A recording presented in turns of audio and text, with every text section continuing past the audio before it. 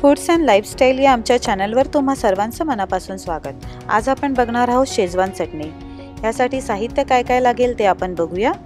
आपण घेतलेल्या आहेत सुक्या लाल मिरच्या। या मिरच्या कोणत्याही ग्रोसरी शॉपमध्ये इझिली तुम्हाला अवेलेबल होतील। या तिखट असतात थोड्याशा। या आपण 100 ग्रॅम घेतलेल्या आहेत आणि बेडगी मिरच्या आपण 50 ग्रॅम घेतलेल्या आहेत। तुम्हाला चटणी तिखट कमी हवी असेल तर तुम्ही 150 ग्रॅम बेडगी मिरच्याही घेऊ शकता। आपण लसूण घेतलेले आहे अर्धा कप, पाव कप आले, 4 ते 5 टेबलस्पून विनेगर, पाव कप सेलरी ही बारीक चिरून घेतलेली आहे। तुम्ही सेलरी अवेलेबल नसेल तर कोथिंबीरीचे दांडे वापरू शकता। सोया सॉस 1 टेबलस्पून, चवीपुरतं मीठ घेतलेलं आहे, 1 टीस्पून साखर, 1 टेबलस्पून टोमॅटो सॉस आणि हाफ टीस्पून आपण मिरीपूड घेतलेली आहे आणि ऑइल। प्रथम आपण ह्या दोन्ही मिरच्या अर्धा तास गरम पाण्यात भिजत ठेवणार आहोत। त्यानंतर या दोन्ही मिरच्यांची मी थोडीशी जाडसर अशी पेस्ट करून घेते।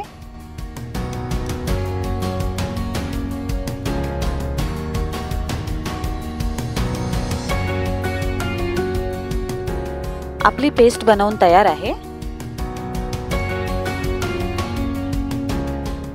आता आपण गॅसवर एक पॅन तापत ठेवलेला आहे। त्यामध्ये आपण पाव कप तेल घालतो आहे। या चटणीला तेल थोडेसे जास्तच लागते। तेलामुळे ही चटणी टिकायला मदत होते। त्यानंतर आपण ह्यामध्ये लसूण घालणार आहोत।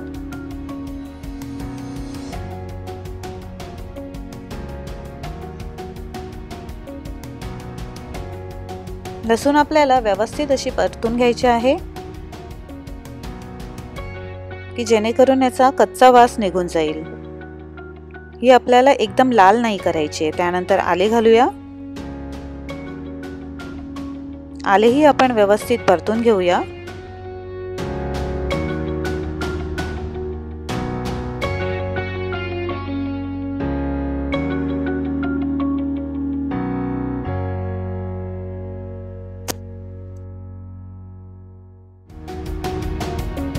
आता आपण सेलरी ऍड केलेली आहे।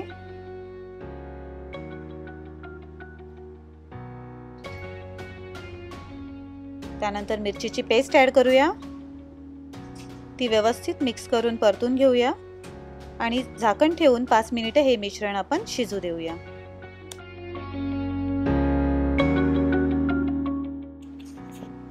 पाच मिनिटे झालेली आहेत। छान अशी वाफ आली आहे। आता आपण यामध्ये बाकीचे सर्व इन्ग्रेडियंट्स ऍड करूया। आपण मिरीपूड घातलेली आहे, सोया सॉस, त्यानंतर टोमॅटो सॉस ऍड करूया, साखर व मीठ घालून आपण हे मिश्रण व्यवस्थित मिक्स करून घेऊया।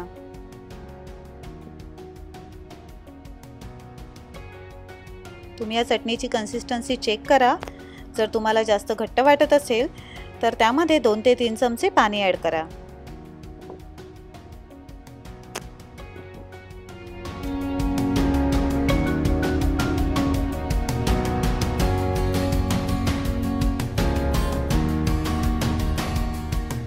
आता आपण ह्यामध्ये विनेगर ऍड करूया आणि झाकण ठेवून 10 ते 15 मिनिटे हे मिश्रण आपण शिजू देऊया।